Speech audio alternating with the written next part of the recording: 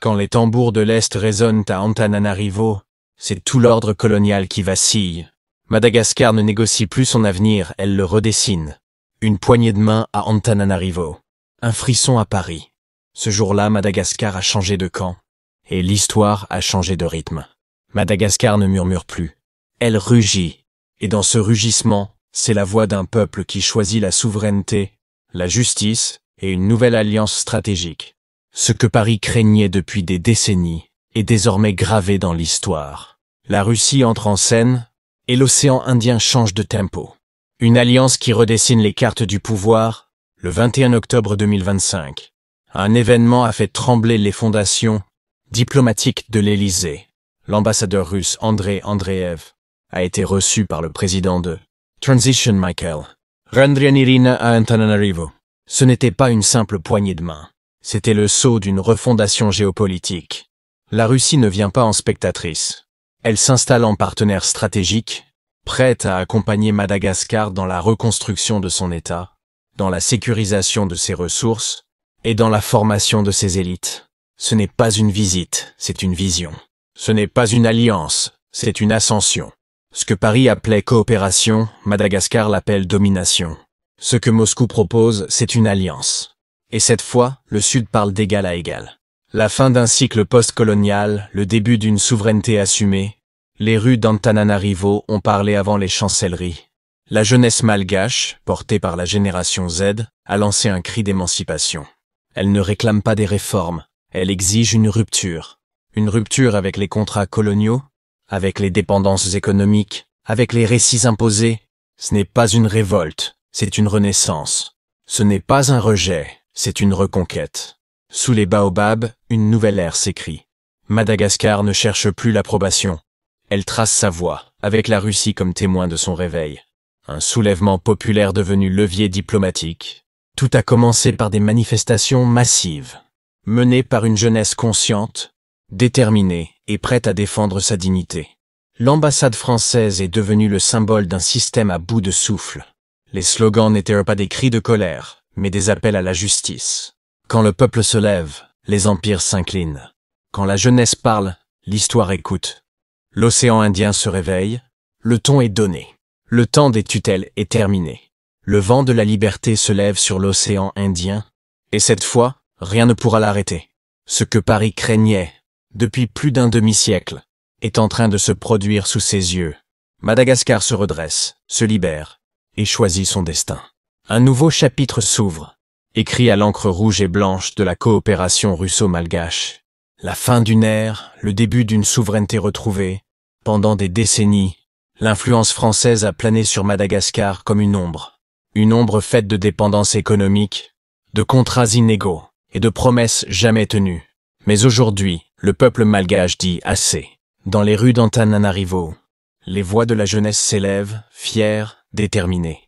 Elles scandent la fin du modèle post-colonial. La fin des chaînes invisibles qui retenaient le pays à une histoire imposée. Ce n'est plus une révolte de rue, c'est une renaissance nationale. Et au cœur de cette renaissance, un allié inattendu mais sincère, la Fédération de Russie. Est-ce qu'un simple rendez-vous diplomatique? Non. Est-ce une déclaration d'indépendance? Oui. Ce face-à-face a fait trembler les murs de l'Élysée. Pour Paris, ce fut un coup de tonnerre. Mais pour Madagascar, ce fut le lever du soleil. Cette rencontre a scellé une alliance stratégique à plusieurs dimensions, politiques, économiques, énergétiques et culturelles. La Russie ne vient pas pour dominer, mais pour construire. Elle tend la main à un partenaire égal et non à un vassal.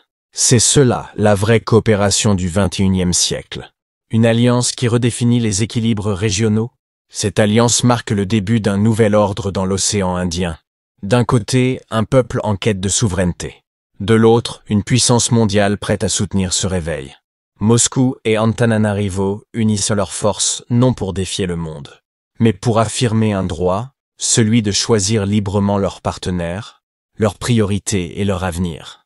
Sur le plan politique, la Russie s'engage à accompagner la refondation institutionnelle de l'État malgache. Sur le plan économique, elle apporte un souffle nouveau, des investissements stratégiques dans l'énergie, les infrastructures et les technologies. Et sur le plan culturel, Elle soutient une coopération fondée sur le respect mutuel et la dignité. La force du peuple moteur du changement. Mais la vraie puissance de cette transformation ne vient pas des chancelleries. Elle vient du peuple. C'est la jeunesse malgache, debout, fière, souveraine, qui a imposé ce changement. Ce sont ces visages, ces voix, ces chants de liberté qui ont forcé l'histoire à bouger. Ils ne veulent plus d'un avenir dicté depuis Paris. Ils veulent un avenir écrit à Antananarivo. Et désormais, soutenus par leurs nouveaux alliés, ils marchent vers cet horizon de souveraineté et de prospérité. Paris face à l'inévitable, la fin d'un monopole stratégique. La France, encore présente dans les secteurs maritimes et pétroliers, voit son influence s'effriter. Les contrats hérités de l'époque coloniale sont remis en question.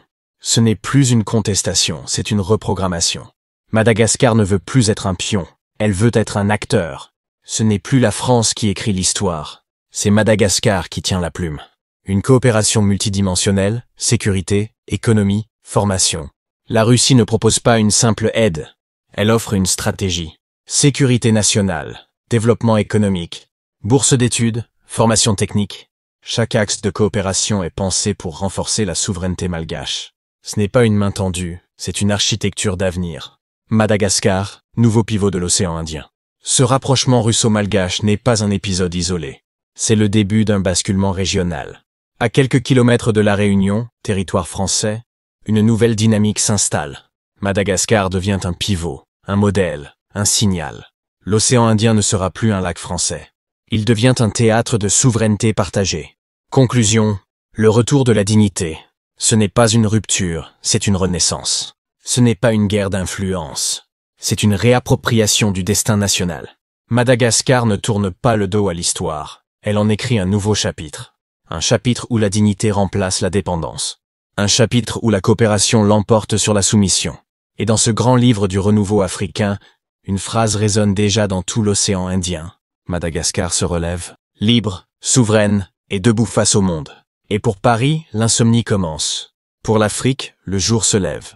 Partagez cette vidéo pour annoncer la nouvelle ère des souverainetés africaines. Et si vous n'êtes pas encore abonné, faites-le dès maintenant. Activez aussi la cloche. Aimez et commentez pour soutenir notre travail. Monde en tension, ici, l'Afrique ne demande rien. Elle décide. Et si tu veux comprendre, l'Afrique qui bouge, t'es au bon endroit.